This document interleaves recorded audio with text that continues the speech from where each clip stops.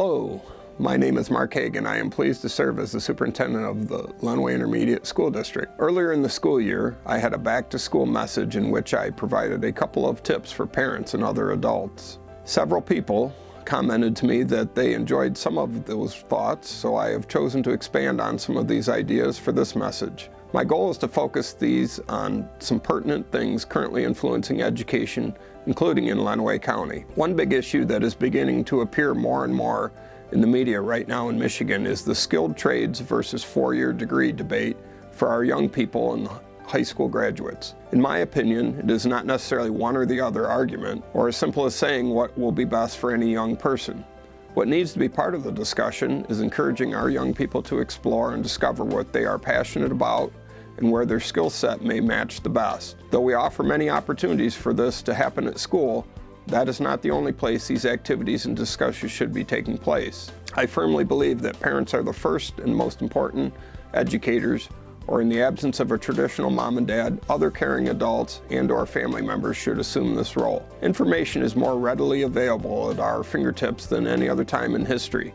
However, as adults, we must assist students in filtering information and make decisions based upon the information available. Where I see this playing out recently is in helping our youth use the abundant information available in areas of career choices, further educational opportunities, and even educational options available to them while still in the K-12 setting. We should allow our children to explore beyond our experiences and career choices.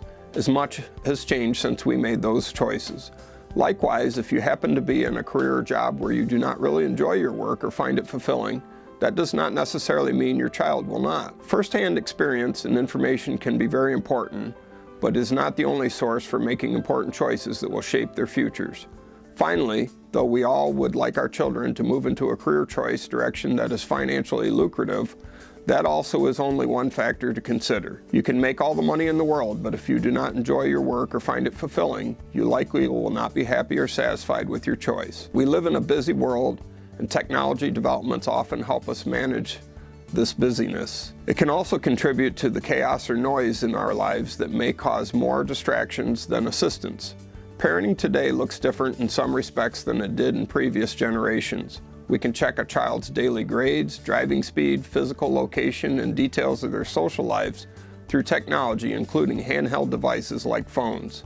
All of these tools and advances can be very helpful in tracking our children and monitoring their academic progress and social lives, which can be good. However, we have seen this go to extremes and prohibit our children from having their own identity, learn from their mistakes, and ultimately stifle the very growth and development that we desire.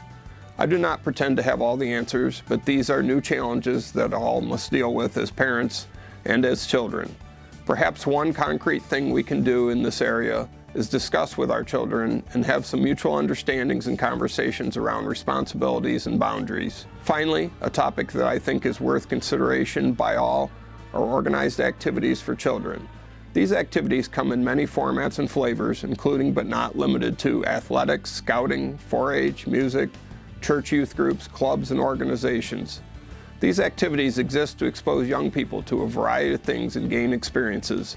The value of these activities may include learning to work together, making friends, discovering the value of hard work, and learning how to deal with failure and loss. Another value that cannot be underscored is keeping our kids out of trouble, which many believe comes with too much idle time. I was speaking with a mother the other day who was lamenting the number of organized activities she had for her two children, one in upper elementary school and the other in middle school.